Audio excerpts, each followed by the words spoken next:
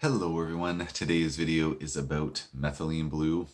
Getting lots and lots of questions about it all the time, and I thought I'd just do a dedicated methylene blue Q&A video. As per usual, nothing I'm saying should be construed as medical advice. This is for informational purposes only. If you need medical advice, please talk to your healthcare provider to get that advice. And if at some point you wouldn't mind taking a quick moment to please like, share, subscribe, and or post a quick comment on the video, I'd really appreciate it. So thanks in advance for taking a second to do that. So in no particular order here, first question is, can we ingest methylene blue and also ingest hydrogen peroxide? So with my patients, I only ever recommend hydrogen peroxide as a nebulized treatment using, IV grade, you know, preservative-free hydrogen peroxide diluted in saline. I used to do a lot of intravenous hydrogen peroxide with my patients once upon a time, and it was really helpful, but I just found that it's hard on the veins, and I found other therapies work better, like intravenous ozone, intravenous photobiomodulation, so I just stopped using it. I know that some folks do use food-grade hydrogen peroxide orally. I have some patients who use it. I don't prescribe it myself, but I know some folks do. So if I had a patient who had self-prescribed some food-grade hydrogen peroxide, of course, heavily diluted, as is done if folks use it orally. I never want to take it straight and burn out one's insides. I would definitely recommend that they take their methylene blue away from that, just because we don't know what effect that oxidative peroxide is going to have on the methylene blue. But that being said, if they said like, oh, I'm going to take my, peroxide in the morning, say at 8 a.m. or something like that, I would probably say to them like, oh, anytime after 10 a.m. would be fine to take the methylene blue. You just want to make sure that they're not kind of commingling the gut at the same time. So that would be my general advice to my patients. But I have very few patients who take oral hydrogen peroxide. So not a lot of experience there, but that would be my approach if one of my patients came forward with that question. Next one is, does methylene blue help with multiple sclerosis? My husband is currently taking meds for MS. I also take lion's mane. Can methylene blue be taken with lion's mane? In my practice, I have patients who are taking methylene blue and lion's mane. Oftentimes it's for folks with neurodegenerative conditions like MS or Parkinson's or Alzheimer's or ALS or things like that. And I prescribe them both to my patients at the same time.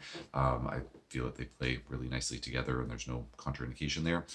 Can methylene blue be helpful for multiple sclerosis? Yes, it can in some cases.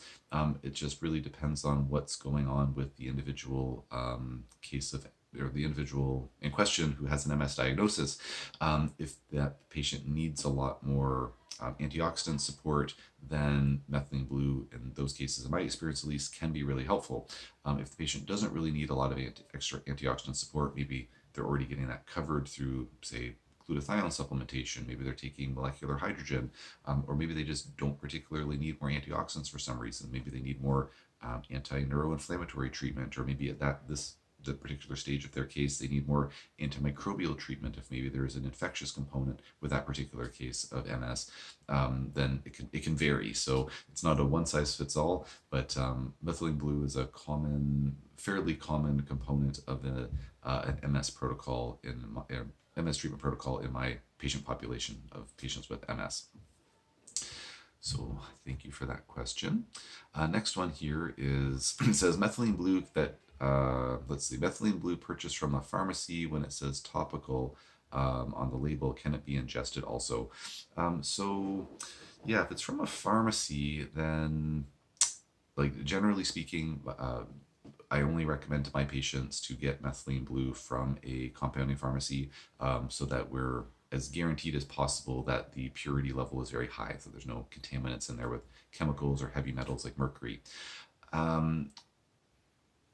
If Yeah, I guess with topical methylene blue, it's not really a big thing. I mean, it could be used topically. It's just, yeah, it'd be kind of odd. It's not a common thing, I guess, for there to be topical methylene blue. So I guess it would just depend on like what the pharmacy is, and is it a like 100% legitimate, like registered accredited pharmacy, or not. But if it's generally speaking with my patients, if they have something that says it's for topical use, it's usually better not to use that internally, because like as an example, We use a lot of intravenous glutathione in my clinic, and the intravenous glutathione that we use, it has this preservative in it, so it's a multi-dose vial. It's this stuff called benzyl alcohol, I think it is. It's been a while since I've run my own IV, so I don't really look at the labels too often, but I think it's a benzyl alcohol. So it's like very, very like well tolerated, mild preservative, and just allows us to use multi-dose vials so that we don't have to take 30 milliliters of B complex, take 2 milliliters out, and then throw the rest of it away. We can take 2 mils for this patient, 2 for that, 2 for that, and then it basically keeps the cost down for the cost of materials for the IVs. And so intravenous glutathione, you would think that oh, that's probably fine to use, say for nebulized peroxide, because we can put glutathione in a nebulizer and use that for different lung conditions. But we actually think, oh, it's intravenous, so if it's safe for the veins, it must be safe for the lungs. Well, generally, best practice is to not use intravenous glutathione for nebulization, because we actually want a preservative-free one, because we probably don't want to be breathing in that benzyl alcohol. It's fine to use it intravenously, but interestingly enough, not probably the best to breathe into our lungs. So just because it's from a pharmacy, if it says it's topical, then it's probably meant to just be topical, because maybe the purity level isn't as high or something like that. So anyways, I'm going to leave it there. Yapping too much about that one. I think I've made my point. Another comment here, or a question here saying, can anyone tell me if it is safe to take nattokinase with methylene blue? Searched all over, but no answer. So with nattokinase and methylene blue, I have patients who are taking both of those in the same treatment protocol, and I'm not aware of any contraindication of taking those two within the same treatment protocol. I specifically say within the same treatment protocol because nattokinase, I typically recommend that to my patients to be taken away from food. Methylene blue can be taken away from food, but I don't really notice a difference with or without food. So usually the nattokinase would be taken separately, because most folks, they just take their methylene blue with food because it's easier to remember, I guess, but I don't think it really matters to my knowledge. Great. Next one here. So it says, vitamin B3 or B vitamins, is it a problem when taking methylene blue?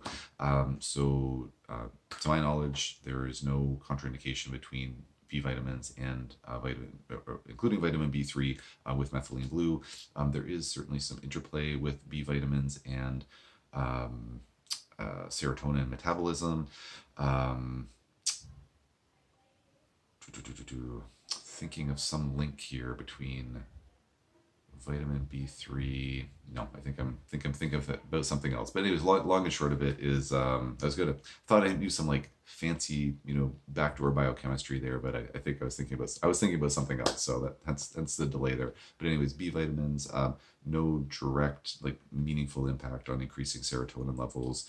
Yes, we need vitamin B6 as a cofactor to synthesize serotonin, but not something that's that's what I was thinking of. Serotonin can get broken down. A byproduct of it is vitamin B3. It can get broken down into that. So as a byproduct, that's the link. I was kind of thinking about it in reverse. That's what I was thinking. Anyways, I don't have any issue with B vitamins and methylene blue with my patients in my practice. And then the very last one here. So it says, oh man. I think I have enough time for this one. I've been taking 2.5 milligrams of pharmaceutical grade methylene blue about once every 5 to 6 days at the beginning of a hiking outing. I've done this for 4 or 5 weeks now. I find that I hike faster and climb faster as a result of the methylene blue. I'm training for an endurance event. My question has to do with the after effects. I notice a lot of fatigue the day after or 2 days after taking the methylene blue. I realize that at least some of the fatigue could be due to the after effect of the hike itself, but I'm wondering about whether feeling fatigue a day or two after taking methylene blue is a common occurrence. And note that at this point in my training, the hikes are not too long, about 5 or 6 miles with 800 feet of elevation gain. So yeah, short answer is taking methylene blue, especially at a very, very low dose of 2.5 milligrams, fatigue would not be a common after effect of that.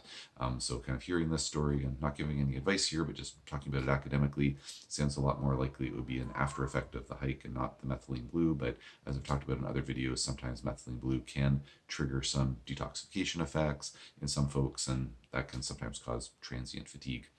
Thank you for the questions. I will leave it there for now.